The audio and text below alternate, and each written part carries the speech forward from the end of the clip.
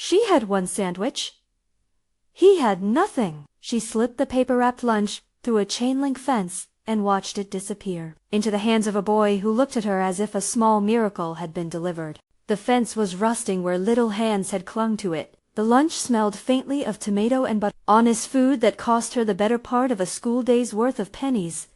Her breath came out in white clouds that afternoon. The winter wind sharpened everything. She tied a thin red ribbon around the paper so it wouldn't blow away. It was the only ribbon they had left in the house, the one Victoria's grandmother had used to pull back her hair.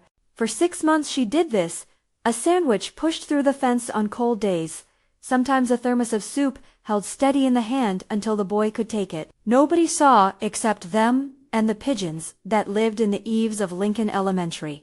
They did not share a secret friendship so much as a small, steady exchange. He would look up with eyes that seemed older than his face, and she would press the wrapped lunch through the wire and imagine the heat of it entering his palm. Once, when she dared to ask his name, he shrugged and said, "Isaiah." He said it like it was a small thing, like names could be borrowed for a moment and then set down again. He never asked for anything more than the sandwich. She never asked why he was there. Asking felt too much like prying into something fragile. On the last of those cold mornings, when the snow had built a squeaky crust on the playground steps, the boy stood before the fence with empty hands and said, plainly, "When I'm rich, I'll marry you." It sounded ridiculous then. It sounded like a child's bravado. But she tied the ribbon back in her hair that day, the same ribbon that smelled faintly of starch in the grandmother's morning, and she looked at him straight on and said, "Deal." 22 years later, the ribbon lived in glass. It was a narrow rectangle of shadowed mahogany, sitting on the top shelf of a bedroom so vast it needed a map. The ribbon had grown smaller as fabric does with time. Its red faded to a soft, stubborn pink. Isaiah kept it behind glass like a specimen, like a relic, like a promise preserved. He handled it once a month, briefly, the way someone might check a pulse. The ribbon sat beneath a bright white light that made it appear almost to glow. Outside, the city carried ombuses, construction cranes, a neighborhood of old brick and new glass. Inside the penthouse, the air smelled of espresso and lemon oil. Isaiah moved through rooms, arranged for company and emptiness. There were wide windows, a long table, chairs that stood like witnesses. There was a hallway lined with maps, aerial shots of parcels he owned, vectors of property lines, color-coded layers of acquisitions.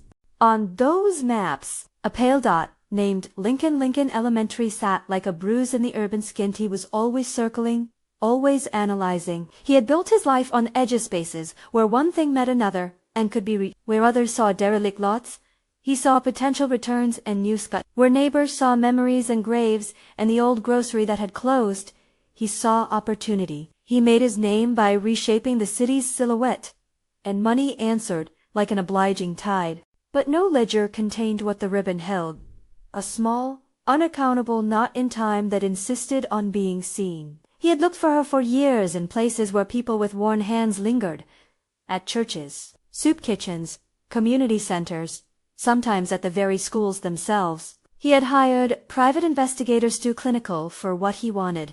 He had traced the fence's route on an old map and stood on the other side of it, imagining a girl at 13 leaning over a book while pigeons circled. Nothing in his searches matched what he felt, a line of memory that refused to be mapped. So he returned to the places she had been, clutching the ribbon as a compass. Go to the community board meeting. His partner, Richard, said the morning he found Isaiah scrolling through a list of agenda items. "It's not your style, Issa. You don't go where a crowd is likely to say mean things about developers." Isaiah did not answer the chime of Richard's phone. He folded the red ribbon into the palm of his hand and felt the old knot bite his skin like a bristle. "I'm going," he said finally. "Maybe it's time to listen to someone who already lives here." Richard cocked a skeptical grin, part warning, part curiosity. "You sure it's not about expanding your holdings?" Isaiah looked at the maps, slid a finger along a street, along a ribbon of lots he'd been eyeing for months. "Maybe," he admitted, "but there's something else underneath my reasons. Call it curiosity. Call it—" He stopped. "Call it what?" He didn't have a neat word for the way a promise from a winter afternoon had become a seam running through his life. He went to the South Chicago Community Board meeting wearing a blazer that cost more than the room where the meeting was held. The gymnasium smelled of lemon disinfectant and coffee. A folding table sagged with papers. A cluster of residents argued low and practical arguments about potholes and light poles. Dorothy Carter presided from a folding chair with the kind of economy that makes people listen. Dishijibuges chasu, a voice warmed by the years she had spent asking for things and often being ignored. Her hair was the color of iron filings, her laugh quick, her patience worn in neat folds along the side of her mouth. Victoria Hayes stood near the microphone, her coat buttoned to the neck against the draft. Up close, her face carried the kind of steady lines that come from being needed and showing. She wore a modest scarf, no glass-rimmed ribbon, for her just the sort of practical bag that could contain paperwork. A pair of gloves, perhaps a notebook. She spoke with a clarity that cut through the hum of discontent. About programs, about rights, about the truth that neighborhoods deserved plans they helped write. Her voice was careful, seasoned, not sentimental. Isaiah had not expected the sound of her voice to make his chest tighten. He had not expected, in a room where people came with practical complaints, for his whole past to rearrange itself on a single beat. He watched her hatch a movement. He remembered her wrist flicking the way it always had when she tucked hair back with a ribbon. Time did something odd then. The lights brightened. The hum thinned. The image of a small hand reaching through cages came over him like a tide. They saw each other at once, not with the blur of a passing acquaintance, but with the blunt recognition of people who have carved their lives around the same secret. Her eyes widened only fractionally. He felt it in the way the air shifted. They stepped closer, as if the room should make space for an old promise to be acknowledged. He was not the only one startled. Conversation stalled. Elbows shifted. Dorothy's voice went on, but it lost shape. Old arguments about lights and potholes dissolved into a hush. People leaned forward because, two adults, remembering a winter on a playground, is always, in its way, interesting, and because something about the sight of Isaiah tall, well-dressed, carrying a sense of command beside, a woman who spoke like she had never been taught to fear saying what needed to be said, felt unlikely. When the meeting dissolved into clustered talk, Isaiah found her by the coat rack. For a beat, there were other people between them. A woman with a stroller, a teenager with a skateboard, a man holding 3 flyers. Then, the space opened. He said her name, and it landed between them. Victoria? Her eyes searched him like someone comparing a photograph to a memory. Isaiah, she said. His name came back to him, wrapped in years like a parcel. You're the Isaiah from the fence. He laughed, a short, bewildered sound. You remember? She did. She remembered everything he feared she'd remember. She remembered the way his cheeks went hollow when winter came, the ragged breath in his chest, the look that didn't change when he accepted the sandwich like he'd simply been handed life. She remembered the ribbon tied around a paper-wrapped lunch, and how she had folded the string in a knot because the wind had tried to steal it. They walked, almost without speaking, to the church kitchen adjoining the gym. The room smelled of old coffee. A radiator clanged like a ledger being shut. They sat at a chipped table with a bowl of paper clips and a calendar tacked to the wall. For a moment the world contracted to that table and that bowl. Why did you stop? He asked finally. He meant, why had you stopped giving me sandwiches? Why had you left? But the question came out small. She looked at him, as if reading the slant of his hands. My grandmother got sick, she said. We had to. She stopped. She did not invent drama to make herself feel noble. She simply said what had to be said. We needed what we had. He touched the mahogany flats in his coat. The ribbon's case was in the pocket. Pressed against his heart hand, he laughed again. The sound roar this time. I kept looking for you, he admitted. For years. I looked in shelters. I walked Lincoln's Block 100 times. I thought it was foolish, but I kept thinking of that ribbon. Of the way you pushed the sandwich through. It wasn't a big thing, but it stuck. She watched him, the corners of her mouth softening. I didn't want to meddle, she said. I barely wanted to be noticed. I just knew that if someone had a full stomach, they could think of other things besides where they'd sleep that night. A laugh came from somewhere near the sea, who had been watching through the doorway, and who now leaned in like someone making a careful wager. "You two ought to tell the whole room," she said. "This is the kind of story that makes us feel like we could do more." Isaiah looked at Dorothy, then back at Victoria. "I promised," he said. She smiled, but without the faint jest she had worn as a child. "The promise," she said, tasting the word. "You said you'd marry me when you were rich." "And?" he asked. "I said deal," she said. There was no mockery in the answer now, only the curious solidity of a bargain bound by time. There was a long silence then, a corridor of air that was neither obliged to be filled nor promising to remain. Isaiah unfolded the glass case from his coat and set it on the table between them. The red ribbon looked small and fragile under the lamp. It had been reduced to the size of a thing that could be overlooked. Yet nothing about that smallness diminished the way both of them looked at it.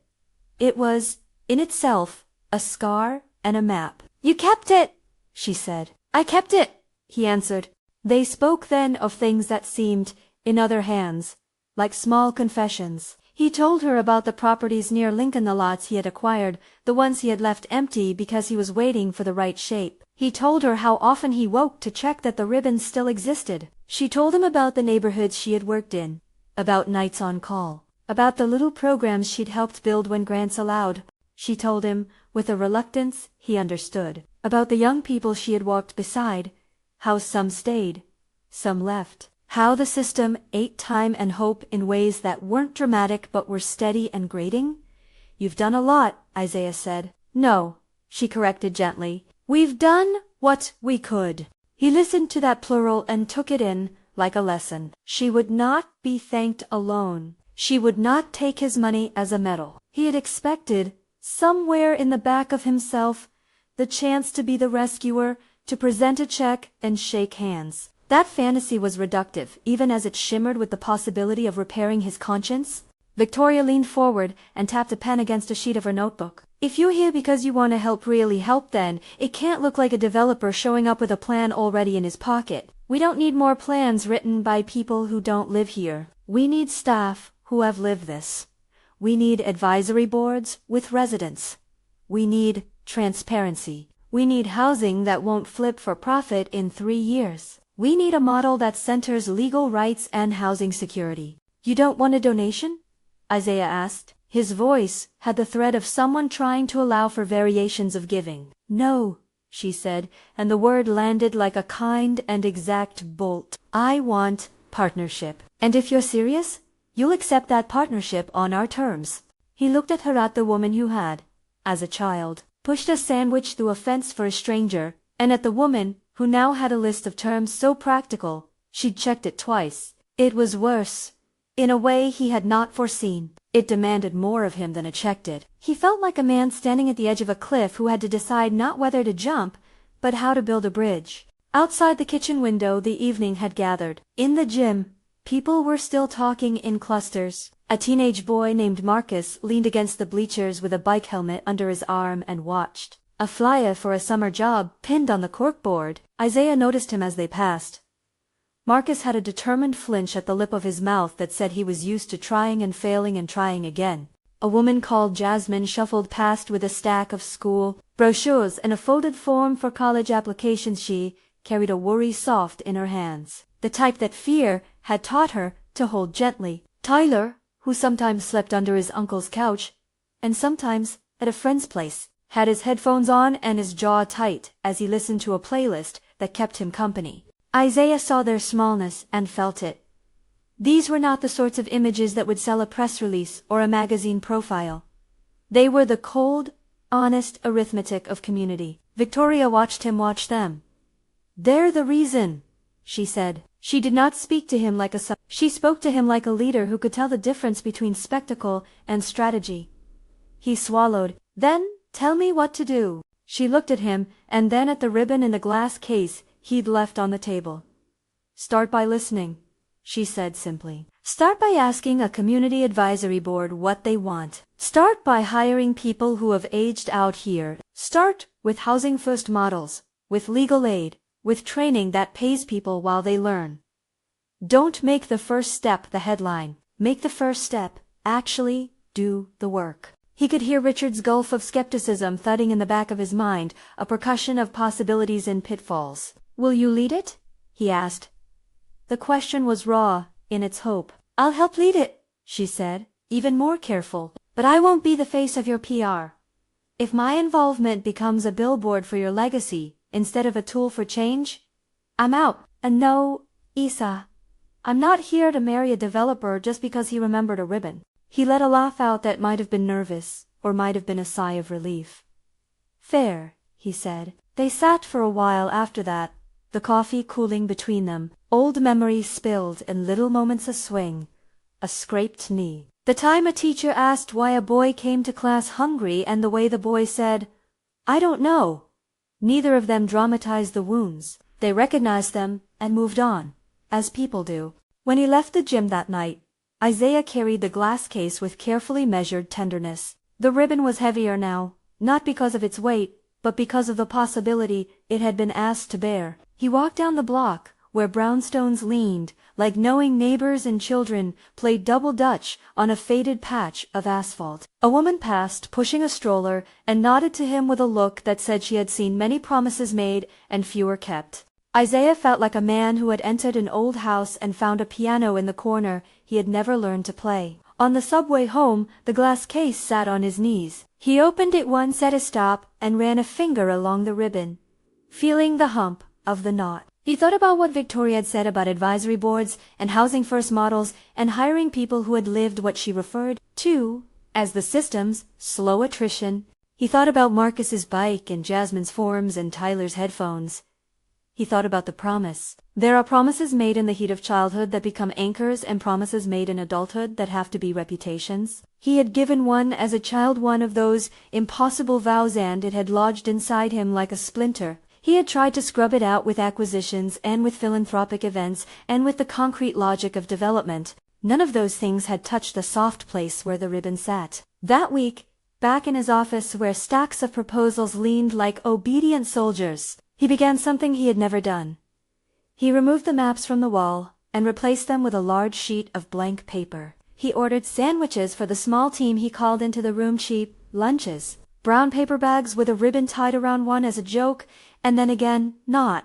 Richard rolled his eyes at the display but didn't ask questions. Isaiah wanted to see where things could begin if someone started by asking the right questions. He did not know yet how much of his fortune he was willing to dedicate. He did not know whether his involvement would become a model of partnership or a headline-stealing spectacle. He had only a stubborn knot of memory and a woman named Victoria who had the temerity to set terms. On the 5th day, after the meeting, Victoria sent him a list.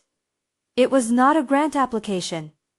It was not a plea. It was a careful internal document of the sort social workers make when they are trying to hold multiple futures in view. Bullet points about staffing, about legal clinics, about an initial cohort size of 20 with a plan to scale only if the staff could guarantee long-term support. There were lines about rent subsidies being time-limited but designed to transition people into stable leases, about partnerships with local employers who would offer apprenticeships with living wages, about a requirement that an advisory board composed of residents hold veto power on any redevelopment plan for Lincoln's block. Isaiah read it on a train bench as the city unfolded around him, neighborhoods changing like patchwork quilts. He felt something in his chest he did not have a neat word for. It was fear and exhilaration, braided together. He had to accept that this would demand him in ways stock prices and press releases never had. He penned a response, short and earnest, and slid it into an envelope. It said, "I'm listening. Tell me when." 2 nights later he found himself at a small gathering Victoria held at a local community center to draft the advisory board's bylaws.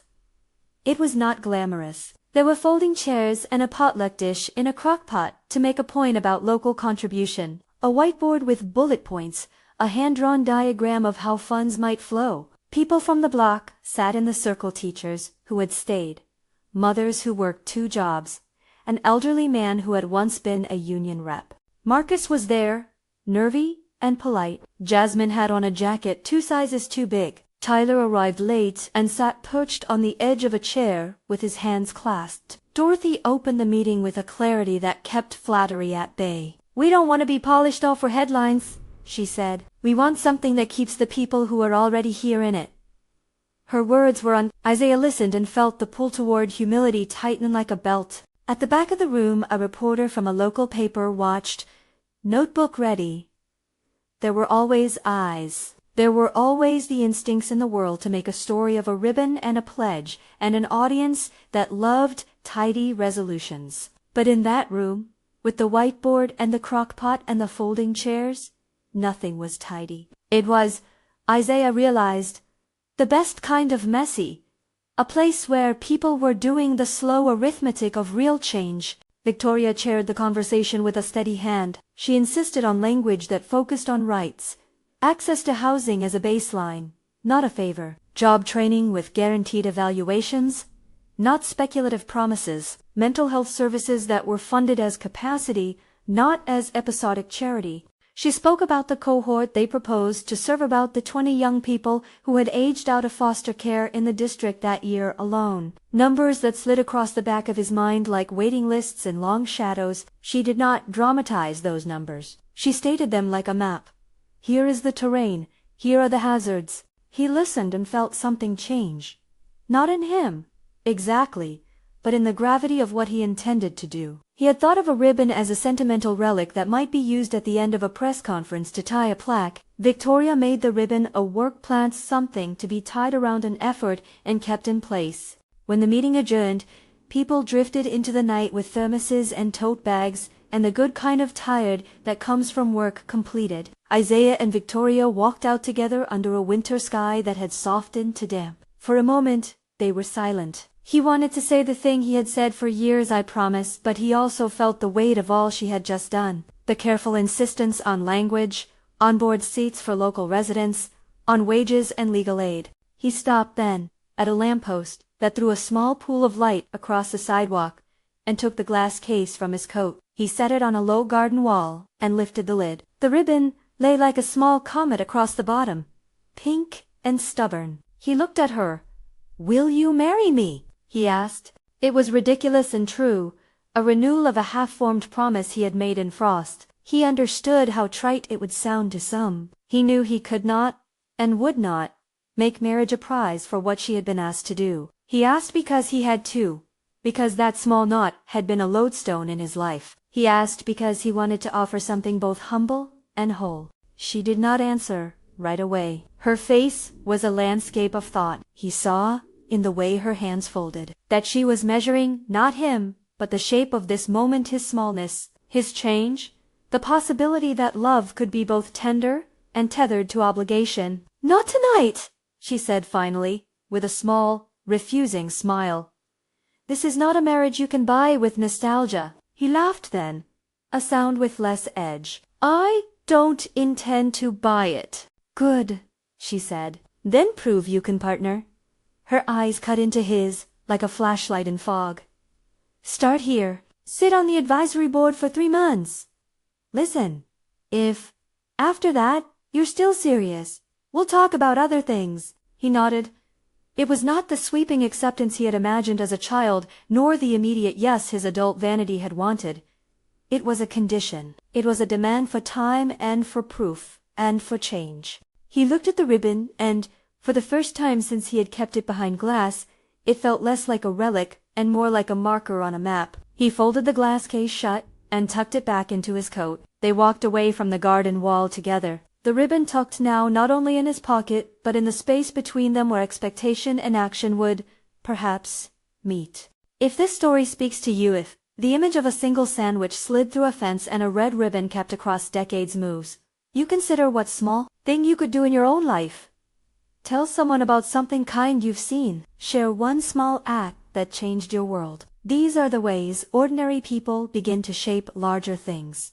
As they walked, the city hummed its ordinary promises. Isaiah felt the weight of all he did not yet know. He had promised, and now the promise asked him for work. He would have to reckon not only with his wealth, but with the habits that had made him distant. He would have to step into rooms where he was not celebrated and learn the vocabulary of listening. Victoria had offered him a doorway that was as much a test as an invitation. He stepped forward, Anyway, the meeting room, the whiteboard, the crock-pot of it, lay behind them like a rehearsal. Ahead, the map of possibility was unrolled, its edges still curled. He did not yet see the full design of the bridge he might build, but for the first time in a long while, he felt the urge to begin laying its beams. They would have to gather the names Marcus Jasmine, Tyler Randwright, the first cohort's application. They would have to meet with Dorothy and other locals to negotiate space and roles. They would have to face the reporters who liked tidy narratives. Above all, Isaiah would have to convince a neighborhood that he was there for the long haul, that the ribbon in the glass was not a prop but a sign of a man learning to hold a past and not make it into an object of spectacle.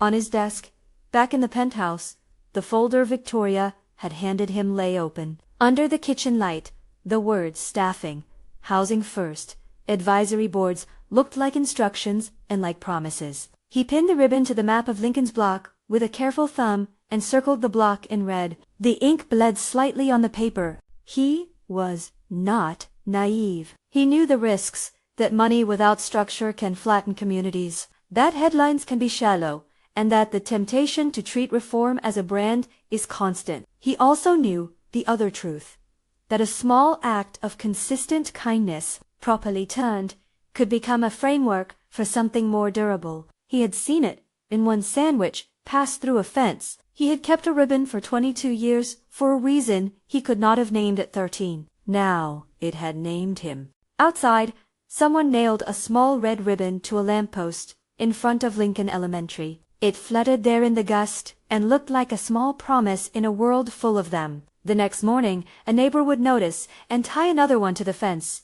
Just a simple gesture, nothing more. But small gestures have the habit of meeting other small gestures until they compound. Isaiah switched his phone off and stared at the map until night blurred into numbers, and a shape began to take form and outline he could not yet fully fill in. He would need to call Dorothy back, to ask questions he did not yet have vocabulary for, to invite residents to meetings he would not run, to accept terms that would humble him. He would have to make choices that might make him vulnerable in ways his board never demanded. When he finally went to bed that night, the ribbon under his pillow felt less like a relic and more like a summons. He closed his eyes and remembered the cold, the fence, the way a small hand had taken a sandwich and given an oath in return. He had promised once as a child, in the voice of someone who did not yet understand the depth of words. Now, as an adult who understood depth too well, he carried that promise like a map. The work would be longer than a season. It would be slower than a headline. It would require patience and humility and the stubbornness of a ribbon tying two lives to one another. He slept with the photograph of a small boy and a small girl on his bedside table, not a photograph he had taken, but one someone had mailed him years ago of the playground fence in winter. The image had creases and a coffee ring. In the corner, the red of the ribbon looked like a punctuation mark. When the morning came, he would stand up and take his place in a room with a whiteboard and folding chairs. He would begin to write bylaws and call on people's names and figure out budgets, not as a spectacle, but as a responsibility. He would begin the long, circuitous work of turning a single sandwich into a system that could feed and shelter and teach and hold. There was possibility in that. There was also danger. And there was, beneath it all, the quiet, persistent tug of a child's voice. When I'm rich, I'll marry you. He had kept the promise for 22 years. Now it would ask him for the shape of his life.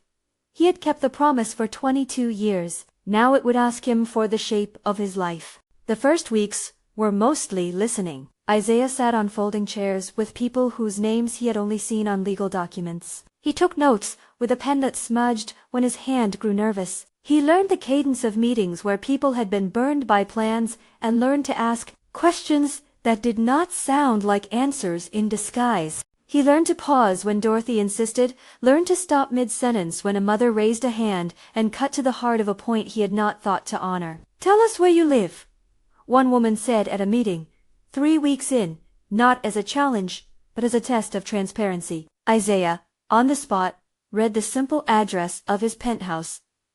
The room did not gasp. They recorded it in the minutes and moved on. That was how earnest scrutiny worked. It was practical and relentless. They named the initiative in that second month, not in a marketing room but at a community barbecue where someone tied a ribbon around a folding chair and a child tugged it, until it refused to come undone. Red Ribbon Initiative, suggested Marcus on a napkin. Like your ribbon, the name landed. It felt right, small, specific, visible. Victoria and Dorothy wrote an outline of core principles and handed it to Isaiah on a lined sheet. Residents hold veto power on development proposals for Lincoln's block. The first cohort would be 20 young people aging out of foster care from the district. Staff positions would be half filled by people with lived experience. Housing would be housing first with legal covenants to prevent immediate speculative flipping. Training programs must pay apprentices a living wage while they learn. The outline included a requirement Isaiah at first bristled at. Any analytics or public relations about the program needed prior community approval. He signed agreements with a trembling awareness that signing could be taken as the end of listening rather than the beginning. He had to learn to treat signature as a start. He set aside a portion of a fund he used for acquisitions and created a separate, ring-fenced pool specifically for Red Ribbon decision. The lawyers could not write into headlines but that the neighborhood would see in steady payments and payroll. Staff hiring was honest and messy. Victoria insisted that residents be part of the interview panels. At one interview, a young man who had been in and out of foster placements 10 times sat beside Dorothy and asked a candidate, plainly, "Can you work nights? Because sometimes I need someone who does." The candidate blinked and answered with a practiced compassion until Marcus, listening, said, "We don't want rehearsed compassion. We want someone who is going to hold the keys when midnight hits." The candidate left. A week later, the job was filled by someone with a scar from a childhood inpatient unit and a degree from the same community college Jasmine would later attend. The hire mattered in ways no press kit could capture. Red Ribbon's first office was a converted storefront 2 blocks from Lincoln Elementary. It smelled of bleach and fresh paint for the first month. Then it smelled like a real place. Coffee steeping all morning. A kettle warming soup. The clang of keys as staff shuffled files and movers dropped off a donated couch. Isaiah watched this with a new kind of hunger to understand processes rather than accumulate properties. The intake process for Cohort 1 was purposeful. They designed applications together in a community workshop so that questions didn't read like exams. Case managers called advocates asked about education goals, work interests, legal needs, and housing history. Instead of cold metrics, they used narratives, and in those narratives the names came to mean something different. Marcus became not a statistic but a young man who loved working with wood. Jasmine was not a dropout, but a woman who had kept 3 jobs while applying to college. Tyler was not unstable but a teen who found steadiness in music. Marcus arrived on a Monday with a bike that had a dent in the frame and a grin that said he had practiced appearing brave. He had the kind of humor that housed a brittle interior. A housing advocate helped him complete the application for an apprenticeship with a local carpentry shop, one of the employer partners Isaiah's office had vouched for, but could not, by design, run. The apprenticeship paid from day one and included classroom time at the community college. Marcus's first week turned into his first month. His first payment bought a new chain for his bike. The sequence was small, but sustaining. He learned to read blueprints, to sand in the direction of the grain, to take a measurement twice, and then breathe. Jasmine came to the intake with a tote of college brochures and a refusal to be polished into a story she hadn't lived. She had been careful with her college forms because hope had once cost her more than she could afford. Red Ribbon offered a scholarship fund seeded by Isaiah's gift, but governed by the advisory board, a housing subsidy that meant she could enroll in classes without losing her roof. The first day she walked into the community college classroom, she asked a question in a way that startled the professor. And the professor wrote a note to Victoria afterward. She will change other students' ideas about courage. Jasmine's path was not linear. There were days she wanted to quit. There were nights where nightmares woke her. The program's funded therapy and on-campus housing became not miracles, but scaffolding, consistent supports that allowed her to keep showing up.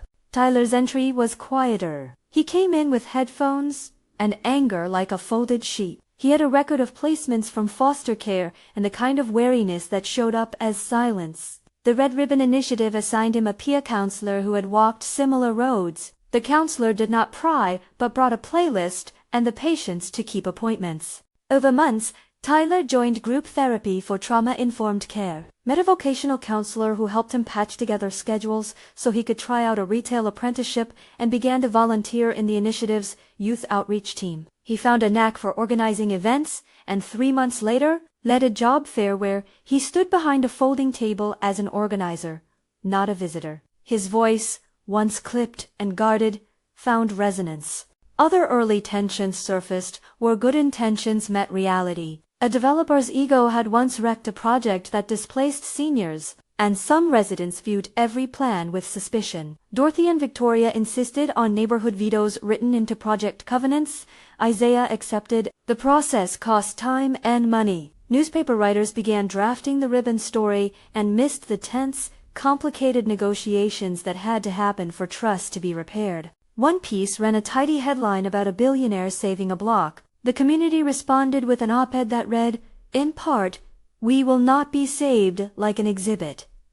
The misframing stung but also clarified why Victoria's insistence on resident governance was non-negotiable. Richard, watching from his glass office, initially kept to the edges. He had invested in polished narratives and quick wins. When a local column questioned the sustainability of Red Ribbon, he pushed for a press conference with Isaiah at center stage. Isaiah turned it down. He had learned a harder form of patience, but Richard did not stay skeptical forever. He visited the storefront, helped hang a television in the youth room, and once, unannounced, stayed for a session where Marcus demonstrated a bookshelf he had built. Richard watched Marcus explain dovetail joints with the same concentration he had once used negotiating contracts. The look on Richard's face, when Marcus handed him a small wooden box, imperfect, was the look of someone who had expected spectacle and instead found craft. "I didn't see it," he said to Isaiah that night, simple as confession. Multiplied through small actions, the program's work began to gather a public thread. A local reporter filmed a short piece that avoided the ribbon as headline and focused on the apprenticeships in practice. A regional nonprofit network reached out to learn how the advisory board had been designed. As reported in story, Red Ribbon Initiative served 127 youth in its first 6 months. The number was presented at a city hearing with the caveat staff added in the transcript that numbers only told part of the story. The hearings themselves were an exercise in translation. How to make the experience of lived insecurity legible to council members used to spreadsheets. Victoria testified about the legal covenants, about the tiny differences between eviction and stability, about a cohort member who had been denied a job for a misdemeanor from 12 years before. Isaiah, in a rare move, took the podium not to give a prepared statement but to read a letter Marcus had written to the city. He had learned, painfully and gratefully, that power seated itself in the act of passing the microphone.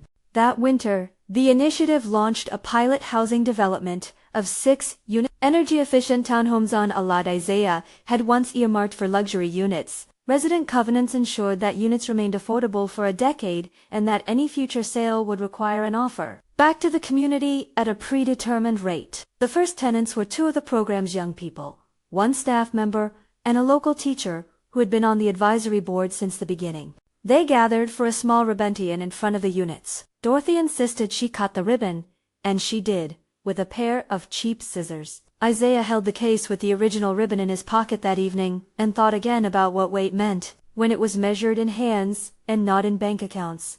As the initiative's scaffolding took shape, housing first options, legal clinics, mental health teams, paid apprenticeships, small business partnerships, some of the hardest work was unseen. Case managers spent hours negotiating with landlords who feared rent control rhetoric. Legal advocates sat with young people through court dates. Counselors kept their appointment books long and their microphones off. The initiative insisted on paying staff a living wage, and Isaiah learned how much that decision cost in practice. He learned the calculus of payroll and the moral arithmetic of sustained pay versus flashy capital projects. Across town, a council member who had attended one of the hearings introduced a resolution championing the initiative's rights-based approach to housing for youth aging out of foster care. The resolution included language that prioritized community-led oversight. It did not pass overnight, nor did it pass without amendments that made some residents nervous. The legislative process was, by design, messy. But the discussion at City Hall shifted slowly and stubbornly from two-week headlines to long-term practice. As reported in Story, several municipalities expressed interest in adapting Red Ribbon principles. The specifics of those adaptations were still in negotiation and remained contingent on resident leadership. Public attention widened. A documentary crew asked to follow Cohort 1 for a month. Victoria said yes only after the advisory board signed off on consent procedures. Red Ribbon refused any footage that sensationalized trauma. The crew filmed Marcus in the carpentry shop, Jasmine in a classroom, Tyler speaking at a youth forum. The footage ran later as a short feature that didn't romanticize Isaiah's past or turn residents into props. It simply recorded the work of people trying not to fall back into patterns that had kept them small. Months passed and the months left. Trace's warm coffee marks on the intake desk. Attack where a child had drawn a ribbon on a flyer. The slow folding in of neighborhood advice into board decisions. The 3-month probation, Isaiah had agreed to sit on the advisory board, attend meetings, accept decisions he didn't control became, for him, an apprenticeship in humility. He stopped leading meetings. He learned to ask questions like a resident rather than a donor. Sometimes he sat in the back and listened to debates about zoning law that he had once detonated with his own petitions. He learned new vocabulary, stewardship instead of ownership, stability instead of returns, participant leadership instead of beneficiary. The test of consistency came in a negotiation months later when a national developer proposed a luxury building on a parcel that bordered Lincoln's block. The developer's brochure promised amenities, views, and economic opportunity. Some residents feared the pressure of a new development. Dorothy proposed a moratorium on new permits until a neighborhood impact study could be completed. The advisory board voted and used its veto power to demand the study and public hearings. Isaiah, who had the connections to expedite regulatory meetings, declined to short-circuit the process. He publicly backed the moratorium and quietly withdrew his own expression of interest in that porcelain act that cost him option fees he had been entitled to reclaim. He might have done this for optics. He did it because he had learned, over months of messy town hall conversations, that his presence would do no good if he undermined the process he had agreed to support. There were small, human victories. Marcus's apprenticeship moved into a position with the carpentry firm after his mentor recommended him for a foreman's assistant slot. Jasmine's scholarship paid for her first semester of tuition and gave her access to on-campus housing so she could study without the nightly fear of where to sleep. Tyler, after months in therapy, volunteered as a peer counselor and found that his story helped other young people speak. These were not cures, as if lives were reset with a single event, but they were lines in a ledger of care. Red Ribbon began to replicate in small ways. A church in a neighboring city adopted the advisory board governance model. A nonprofit borrowed the apprenticeship framework and adapted it to culinary arts. The replication was messy. Some adaptations failed because they omitted the resident governance principle that had been difficult to agree on. But as reported in Story, local networks began to ask for technical assistance. Isaiah opened a modest fund within his philanthropy to help other groups copy the governance model and provide seed wages for staff, on the condition that those organizations commit to the same resident-centered covenants and accountable reporting Victoria and Dorothy had insisted on. One spring, a benefit gala marked the initiative's first anniversary. It was not a gala of polished spectacle. It was held in the converted school gym, now scrubbed and decorated with strings of lights and homemade banners. The evening was a community celebration more than a black tie event. People brought dishes. Marcus set up a small exhibit displaying work from the carpentry shop. Jasmine read an essay about going back to class. Dorothy joked in a way that made everyone laugh and then made them listen. The local press came, but they had been in the habit of reporting the messy truth all year, sometimes flattering, sometimes critical, but always with the residents' voice at the center. Isaiah had planned nothing theatrical that night. He had plotted to sit quietly, to listen, to offer remarks only if asked. But at the end of the evening, the room darkened for a brief toast. Someone called for Isaiah to say a few words. He rose, the glass case, with a ribbon in his pocket, like a small, private weight. He did not bring a speech. He walked to the microphone and, for once, spoke without the safety of maps. "I have a ribbon in a drawer," he said simply. "I kept it because I didn't know how to do otherwise. Tonight, I keep something else." He paused. "I keep this promise in the company of people who insisted I learn to listen. That is the work. That is the measure."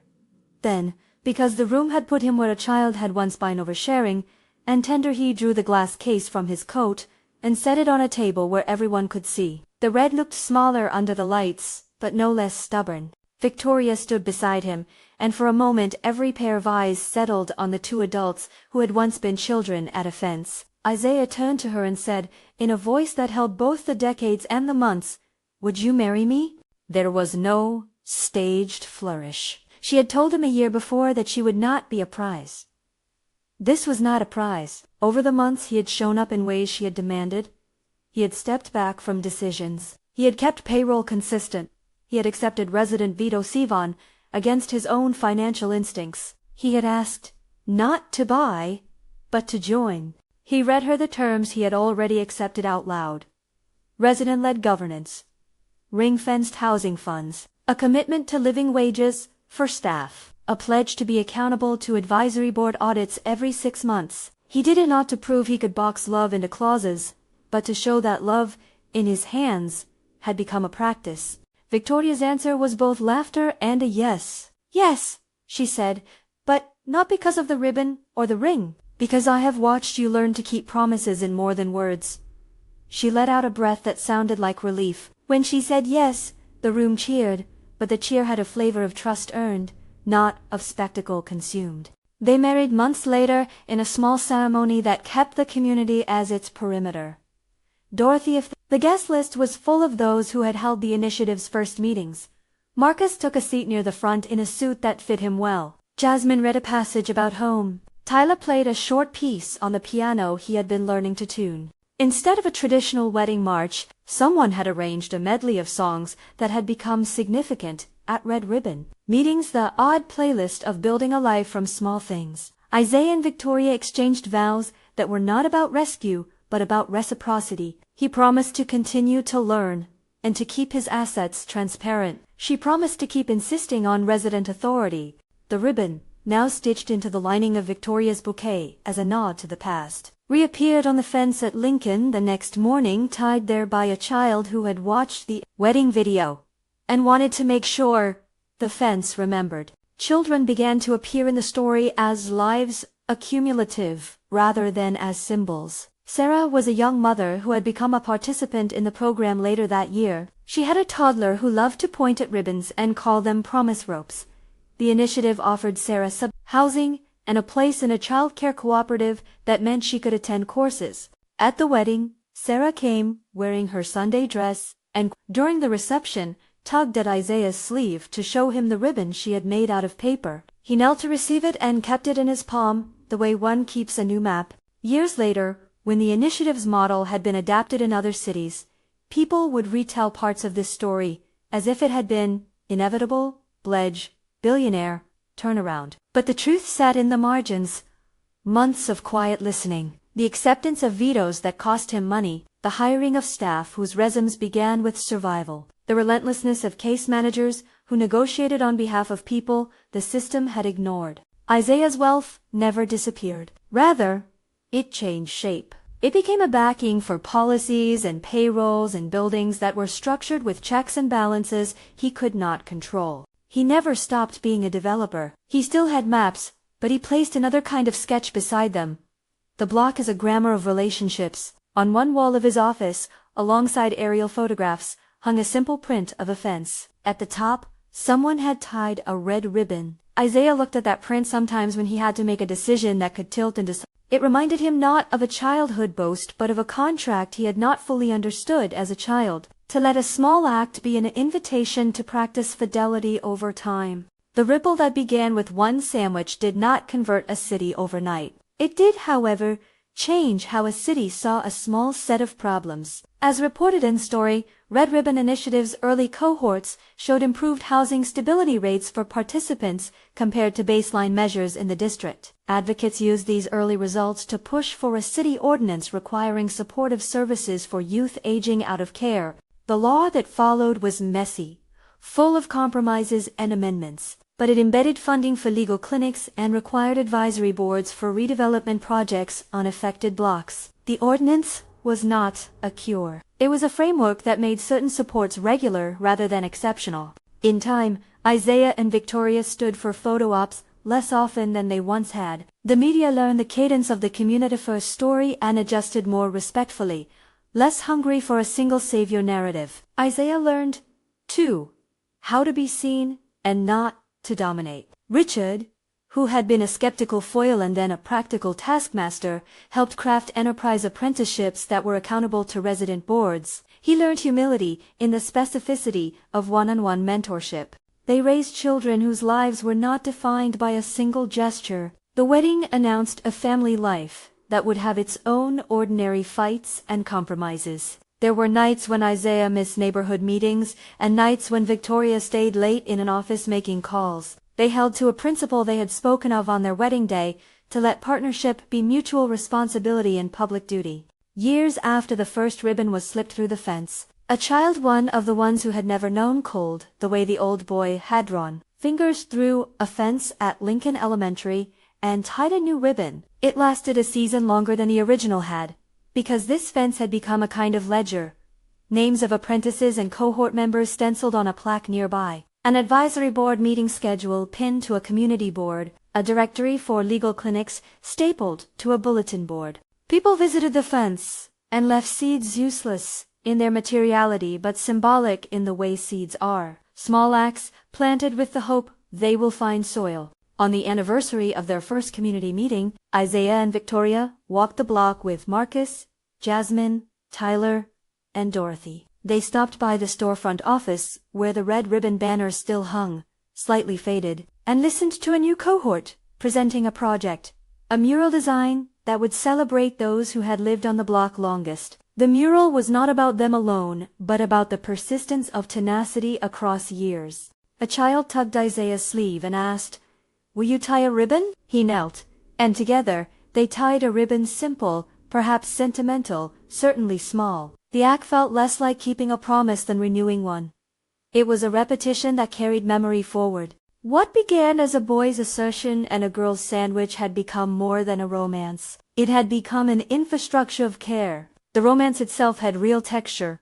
Late-night conversations about budgets, debates about staffing, small scandals of miscommunication, reconciliations in kitchen light. It was messy in ways that made it more durable. When the initiative sent an annual report to its supporters, it included short profiles of participants, testimony from staff, and a fiscal section. Somewhere in the copy, it noted, as reported, that over 4 years Red Ribbon had engaged with hundreds of youth and had supported replication efforts in multiple cities.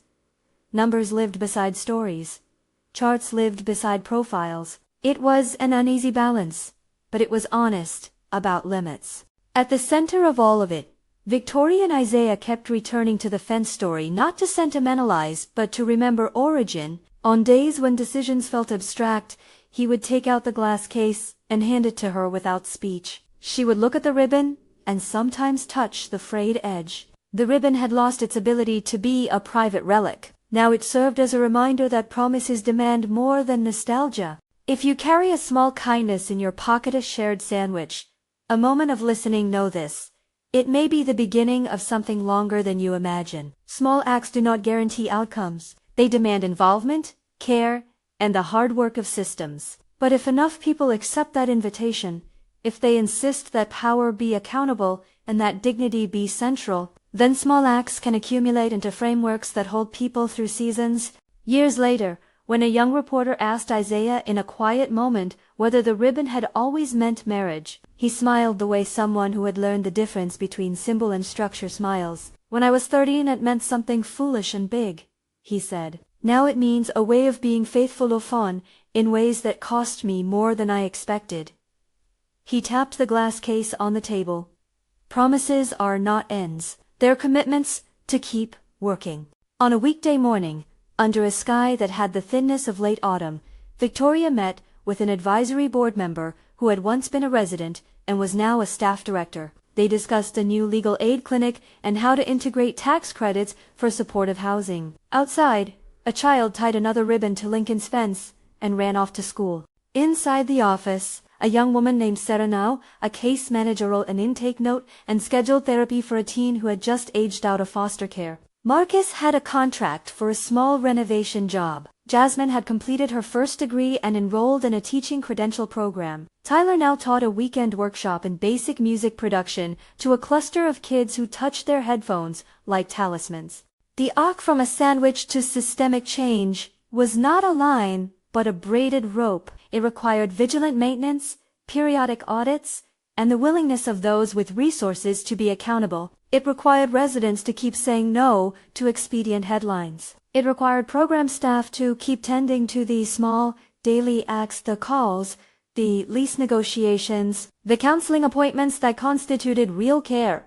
At the end of the day, after a meeting that settled a dispute about unit allocation, and after a neighbor had phoned with a concern about a new streetlight, Isaiah and Victoria walked to the fence. They watched a toddler tie a ribbon, clumsily but with concentration, and stepped back to admire her work. Isaiah reached out and took Victoria's hand. They had both kept promises, the childhood kind and the adult kind, and had learned that fidelity is less about declaring and more about continuing. If this story moved you, if the image of one sandwich and one ribbon has stayed with you, consider this small ask.